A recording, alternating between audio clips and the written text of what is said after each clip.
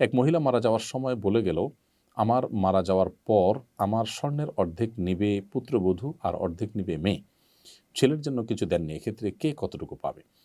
দেখুন, কেউ যদি জীবদ্দশায় তার সম্পদগুলো তার মৃত্যুর পর যেন বন্টন হয় সেজন্য যদি ওসিয়ত করতে চান, তাহলে তিনি তার টোটাল সম্পদের 1/3 ওসিয়ত করতে পারবেন। প্রথমত, টোটাল সম্পদের 3/1 সম্পদ বিভিন্ন ক্ষেত্রে ব্যয়ের জন্য তিনি ওসিয়ত করতে পারবেন, এই রাইট তার আছে। দ্বিতীয়ত, তিনি তার সম্পদের যে ওসিয়ত করবেন এটা তার কোনো ওয়ারিসের জন্য ওসিয়ত করতে পারবেন, অর্থাৎ যার জন্য তার পরিত্যক্ত সম্পদের নির্দিষ্ট হিস্সা বা অংশ ধার্য করা আছে, তার জন্য তিনি ওসিয়ত করতে পারবেন না।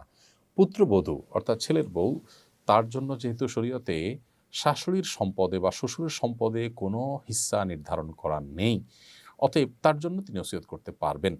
কিন্তু মেয়ের জন্য যেহেতু নির্দিষ্ট হিস্সা নির্ধারণ করা আছে, অতএব নিজের মেয়েকে কিন্তু তিনি ওসিয়ত করতে পারবেন না। এখন পুত্রবধূর জন্য ওসিয়ত করলে আবার তাকে ওই যে বললাম 1/3 বা 1/3 মধ্যেই তাকে ওসিয়ত করতে হবে, এর বেশি করে ফেললে সেটা কার্যকর হবে না।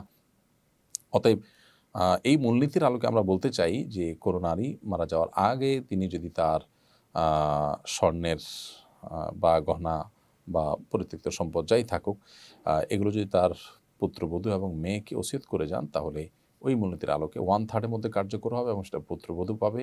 আর মেয়ের জন্য ওসিয়ত কার্যকর হবে না, বরং ছেলে যদি বেঁচে থাকে তাহলে ছেলে মেয়ে তারা যার যার কোরআনের যে হার বর্ণনা করা হয়েছে সেই হারের আলোকে তারা পাবেন।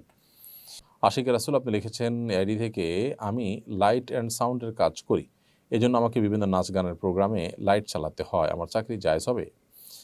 ভাই, অবশ্যই আপনার এই চাকরি জায়েজ হবে না, কারণ সেখানে নাচ গান হারাম যে কাজগুলো হয়, আপনি সেখানে লাইটিংয়ের কাজ করে মূলত একটা গুনাহের কাজের সহযোগী হচ্ছেন, যেটা একজন মুসলমান হতে পারে না। আল্লাহ বলেছেন, ওয়ালা তাআওয়ানু আলাল ইসমি ওয়াল উদওয়ান, তোমরা পাপ এবং সীমা লঙ্ঘনের কাজে একে অন্যের সহযোগী হইও না। সেই জায়গা থেকে আপনার জন্য এটা করা জায়েজ হবে না।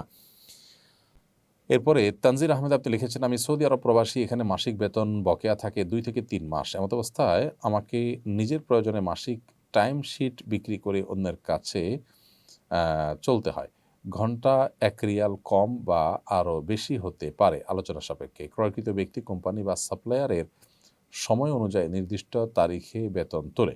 আমার প্রশ্ন হলো, বেতন কেনা বা বিক্রি করা কি সুদের মধ্যে পড়ে? অবশ্যই এটা সুদের মধ্যেই পড়বে, কারণ এটা মূলত লোন নেওয়া।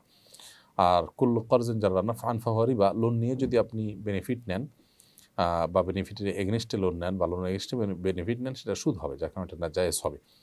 এখন মুশকিল হলো যে আমরা চলতে অসুবিধা হয়, তো চলতে অসুবিধা হলে কষ্ট করে চলবো, দেশে কারোর কাছ থেকে হালাল লোন নেওয়ার চেষ্টা করব, অন্য কোনো পদ্ধতি আমরা বের করার চেষ্টা করব। দিন শেষে সেগুলোই কিন্তু আমাদের উপকার হবে।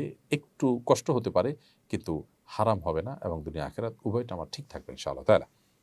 এমডি আরিয়ান আরিফ আপনি লিখেছেন, আমি প্রায় সময় হাফ হাতা জামা গায়ে দিয়ে নামাজ পড়ি, এতে আমার নামাজ হবে কিনা?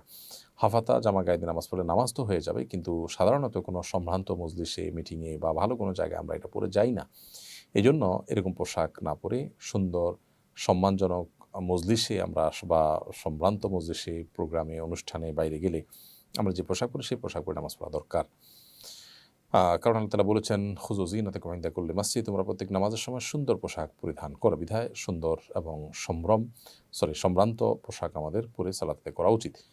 অনেকে লুঙ্গি গেঞ্জি পরে নামাজ শুরু করে দেন, যেটা পরে তিনি কোথাও যাবেন না, সেটা আল্লাহর দরবারে তিনি দাঁড়িয়ে যান। এটা আল্লাহর দরবারে দাঁড়ানোর যে শান মান সেটার পরিপন্থী। তবে এই অবস্থায় নামাজ পড়লে যাতে সতর যদি ঢাকা থাকে, এগুলো পাক থাকে যদি, তাহলে নামাজ হয়ে যাওয়া এক জিনিস, আর ভালোভাবে যথাযথভাবে হওয়া আরেক জিনিস।